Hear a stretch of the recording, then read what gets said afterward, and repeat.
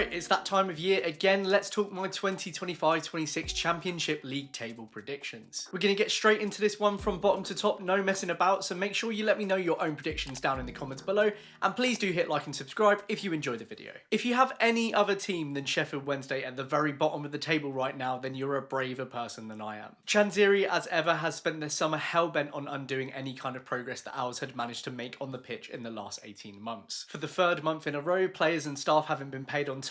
14 senior players have departed, including Barry Bannon, Josh Windass and Callum Patterson, with potentially more to come. Those remaining could well opt to protest instead of playing their season opener against Leicester City. Danny Roll has finally departed by mutual consent just the week before the season starts. The Hillsborough North stand has been closed by Sheffield Council due to safety concerns, and Chanziri has unsurprisingly been unable to find a suitor willing to take him up on his £100 million valuation of the club. It's a mess that Roll's assistant Henrik Pedersen, now appointed as manager in his absence, can surely only be optimistic of surviving should a takeover materialise from nowhere, but even then this squad is looking painfully lacking. Sincerely, I hope it's a situation that is resolved as quickly as possible for Wednesday fans. Hull City are not the first club to circle the drain immediately after a playoff push the season before, surviving relegation to League One by goal difference alone last season, having been just 3 points from 6th in 23-24. Ruben Sellers was immediately relieved of his duties in May by way of thanks and has ironically traded last season's relegation battle for a likely promotion push with Sheffield United next season. Bosnian Sergej Djurkirovic came in as his successor a month later on the back of a decade managing clubs across Croatia, Slovenia, his home nation and most recently Turkey, with the championship set to be the 48-year-old's biggest test to date. The Tigers have managed to do some business this summer despite having had to pay their way out of another transfer embargo in July, but there have been far more departures than arrivals, and the big concern remains where the goals are coming from, with top scorer João Pedro, who himself only mustered 6 last season, having departed for San Luis. Having placed Oxford United bottom in my predictions this time last summer, I was pretty reluctant to have them here again, especially given the impressive turnaround under Gary Rowett in the second half of the campaign, who is without a doubt their biggest hope for avoiding the drop yet again. The core of the squad has remained untouched. Brodie Spencer has come in to bolster the defence, as have Fulham loanee Luke Harris and Herakli Almelo's Brian de Kirschmacher for midfield, the latter of which wins name of the window so far in my books if I've even pronounced it correctly. Again though, as another club with a top scorer totalling just 6 goals last season, I just fear for the U's going forward. The squad looks very thin outside of the starting 11, and if that's not resolved by the deadline in a division where League One's arrivals don't feature anywhere in my bottom 3, I question whether Rowett can pull survival off a second time running. After fairly stable mid-table mediocrity since their return to the Championship a decade ago, Preston North End avoided the drop by just 1 point last season under early Ryan Lowe replacement Paul Heckingbottom. By the end of the season though, he was hanging the squad out to dry, and had they not raced into the early business that they had, I'd almost certainly have them in my bottom 3. I'm still really not expecting them to blow anyone away, but Michael Smith, Daniel Iverson, Thierry Small and Adel Afire all feel like decent enough pickups to replace their departures and just about keep them afloat, but I wouldn't be too surprised to see them fighting for survival for a fair chunk of the season. After clinching promotion in the League One playoff final last season, Charlton have finally returned to the Championship under Nathan Jones. He is a polarising character to say the least, but you can't deny that he knows how to get a team up, and he'll know exactly what's required this season to keep the Addicts in this division. Their summer business has looked very well thought through, with Joe Rankin Costello, Reece Burke, Amari Bell and Thomas Kaminski all adding second tier experience, while Isaac Alof and last season's League One top scorer Charlie Kelman could bring the goals if they can adapt to this level. For the rest of this squad though, this will be a big step up, and defensively Charlton will be put to the test, but Jones gives me confidence they will stay up. John Eustace had yet another Championship team flying out of nowhere in the shape of Blackburn Rovers last season, but things had started to take a downwards turn before his shock departure for Derby County in February. It then took Valerian Ismail 7 league games of his own, including 5 straight losses, to get things going again, though ending the season on a 6-match unbeaten run managed to endear him to the fans just in time for the summer. The squad has seen a drastic shake-up during this transfer window, though with over 20 departures, most notably Adam Forshaw and Tyrese Dolan, and 3 of their 4 replacements coming from Belgium and Portugal, I just feel Rovers are far more likely to return to the mean of their 19th place finish in 23. 23-24. I like Portsmouth and I like John Messino, and I think the pair of them are staying up again this year. I do have some reservations around the experience in this squad, though Portsmouth-born John Swift on a free feels like a very underrated bit of business, even despite his West Brom stay souring by the end of last season. With Pompey's excellent home form last season, a winger as good as Jacob Murphy, and a manager as smart as Messino though, I think they'll know how to make it through the trenches again, even if it will be tricky at times.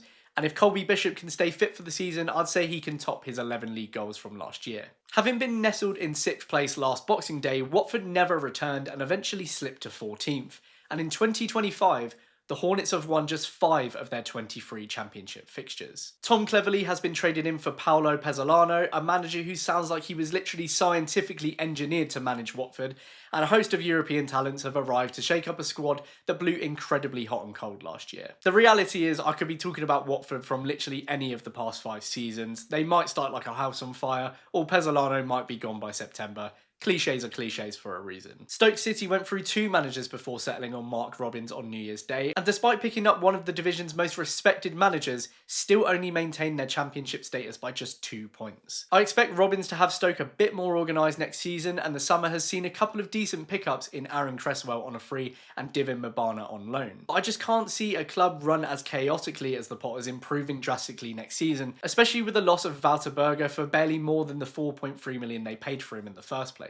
Get a couple more attacking faces in and they should be alright, but like most teams in this region of the table, they could go a few places up or down. The ongoing joke amongst QPR fans prior to the relegation scraps of the last 3 seasons is that 16th is the comforting bosom we can't help but return to. Last season I dared to make that 15th, and that's exactly where we finished. And this year, that's exactly where I have us again right now. For some Ars fans that might seem negative. I like pretty much all of the business we've done this window, particularly Kwame Poku and Roman Burrell, and having recruited primarily from abroad last season, it feels like some lessons have been learned by the club. We should see more from a few of last summer's recruits too, with Karamoko Dembele, Nicholas Madsen and Liam Morrison all now well aware of the standard required in the championship. And equally, I'm not too dismayed by any of our outgoings so far. Until we see a few more in key positions though, I'm unable to see QPR pushing higher right now given how competitive this league is looking. A senior left back is an absolute must given the inexperience of Likesh and Escadina, as is an experienced centre mid if we want to avoid being run through down the middle as we were in the first half of last season. Up top, I'd like to see at least one more out and out forward, even if that comes at the expense of an existing one. My other doubts right now are the club's seemingly premature decision to potentially hand Paul Nardi's goalie gloves to Joe Walsh, and then there's the fact that we're heading into the season with a number already in the treatment room yet again. If we make the right additions in those key positions before the end of the window, bearing in mind we haven't utilised any of our loan slots yet, I can see the potential for finishing a few places higher,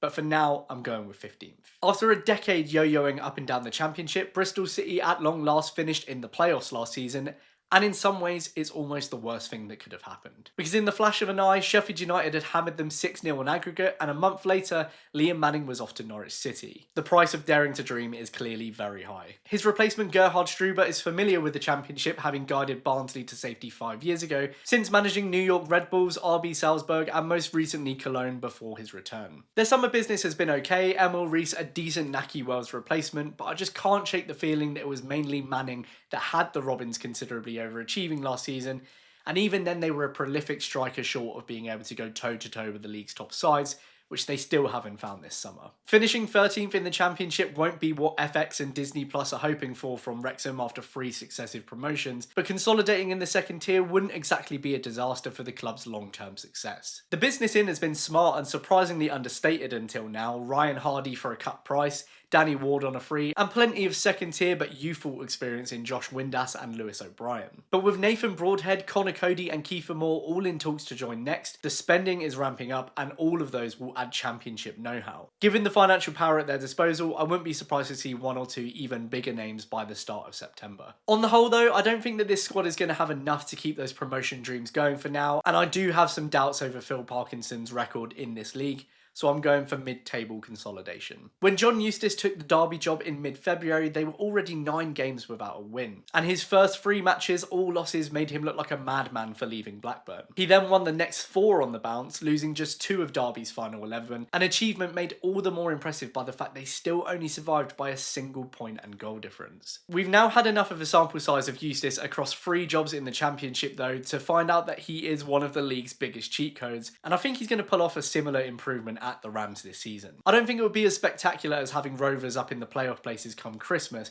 but a 12th place finish in County's second season back should not be sniffed at. Andreas Wyman and Danny Bath have both reunited with their gaffer from the last season, bringing much needed experience, as has Liverpool loanee Owen Beck, while Colton Morris and Patrick Agyman are the two big boys at the top that should flourish in a Eustace system. It all points to a more physical, more aggressive and more balanced Derby County that I think will surprise a few. Middlesbrough finally called time on their Michael Carrick dream in June, the manager they thought that could take them back to the promised land departing following a 10th place finish and 2.5 years at the helm. His replacement, Rob Edwards, had a torrid time with Luton last season, but will surely feel some smugness that his last match with the club was the second to last time the Hatters were out of the bottom three before their eventual demise. Both Borough and Edwards will be hoping for a fresh start here, but very little business inwards makes it hard right now to see the club making an advance any higher than last season's finish. There is a strong base to start from though, so make the right additions before the deadline shuts and they could push on. Everything I've just said about Middlesbrough more or less applies to West Brom, and given they finished as next door neighbours last season, it feels apt for them to do so again. Carlos Corberán replacement Tony Mowbray moved on in April once it became clear that the playoffs were out of reach,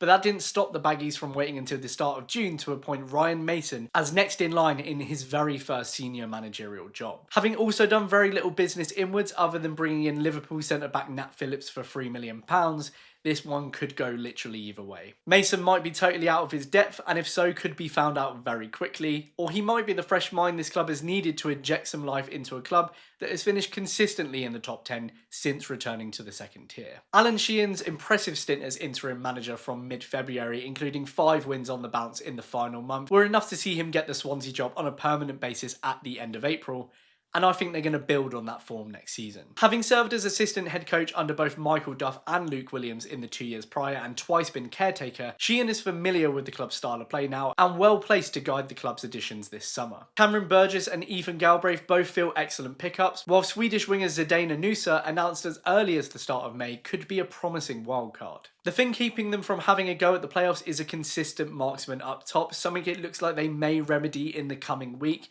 Get one of those in and they will be right in the mix for me. Leicester City's only summer signing so far is Asmir Begovic, and I'm not sure I need to elaborate much more than that. Now don't get me wrong, keep this squad as it is and they will be up there, but for me Luton last season are the prime examples of why you need to spruce up a squad that's just spent the past year losing week in, week out. The fact that they've not paid a transfer fee for anyone, waited until the end of June to sack Van Nistelrooy, and made new manager Martí Cifuentes pay half of his own compensation to QPR show you what a mess Leicester are in right now. And add in the very likely possibility that they're going to get a chunky points deduction, and I just can't see the Foxes in the top 6 conversation. Given Cifuentes' work at QPR with limited resources, this does feel like a pretty smart appointment all things considered, but I feel like the fans will have expectations of going straight back up, and if and when it becomes clear that's not where they're headed, things could get messy. Mind you, I'm not sure they could afford to sack him anyway. I think I might be the only person to predict Birmingham not to finish in the top 6 next season, and this could be the one that comes back to haunt me. But just like Wrexham finishing mid-table, I think this would still be a good finish for the Blues considering how poorly they did last time out in the Championship. The core of the squad is obviously very good. They finished with the record highest points in League One, so they should be high on confidence, and they're in a position to keep on splashing the cash this summer. Despite all of that though, I'm just not 100% sure that they're ready for double promotion, even despite the similar achievements of Ipswich and Sunderland in recent years. £10 million Kyogo Furuhashi is the statement signing so far, and has naturally excited fans with an impressive goal record for Celtic, though it's worth noting he struggled for game time at Rennes, and this will be his first time playing in England. Bright Asayi Samuel was a surprise arrival on a free from Fenerbahce, returning to the Championship having been converted from right winger to right back, and should be a much maturer addition having gained experience in the Turkish top flight and Europe. Though where he fits given Birmingham have also picked up 2 other right backs in Taylor Gardner-Hickman and Alphonse Samsted is another question.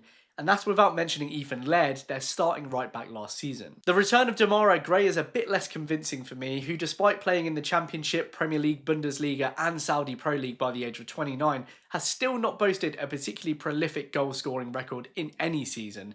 But Premier League loans Tommy Doyle, Iran Cashin and James Beadle sprinkle some exciting young talents into the squad. As I say, there's no doubting the quality of the existing squad, and with their most recent acquisitions, I think they'll be right up there this season.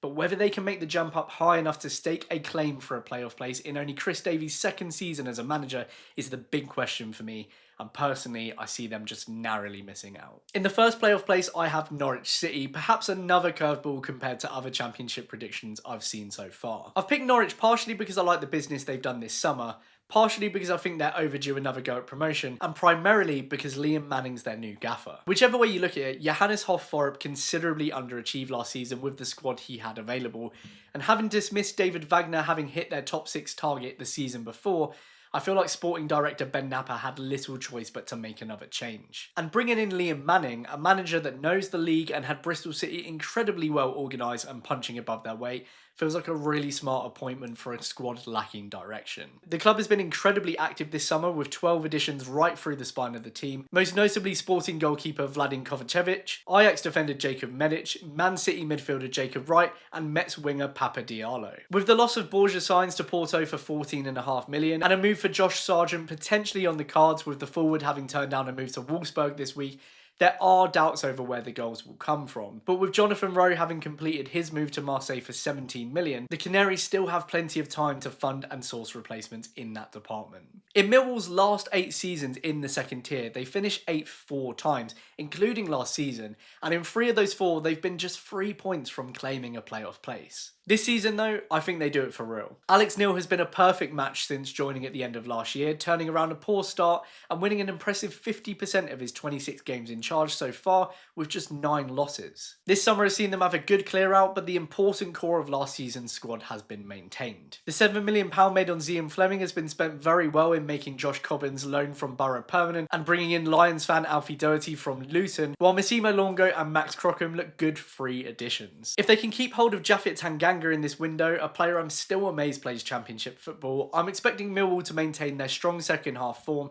and make a proper push for the top 6 this season. Sheffield United have rolled the dice after last season's late playoff final loss, trading fan favourite Chris Wilder for an unexpected successor in Ruben Sellers. The summer has been pretty quiet from a transfer perspective, the loss of Vinicius Souza to Wolfsburg the most eye-catching, but otherwise the ex-Hull City boss has more or less the same squad at his disposal, plus some good loan signings with Aston Villa's Louis Barry and Forest's Tyler Binden joining for the season. If Sellers can loosen the shackles a bit more, I wouldn't be too surprised to see the Blades pushing for top 2, but I think there are some stronger squads above them that will force them down the playoff route again. The Sky Blues started last season in predictably slow fashion, but unlikely Mark Robins' replacement Frank Lampard proved to be exactly the change needed, propelling them from 16th to 5th with a 48.48% win rate in his 33 games so far. Some may argue that the squad was eventually just performing to the levels of investment it had received last summer, and having been in the playoffs for 2 out of the last 3 seasons and narrowly falling short in 23-24,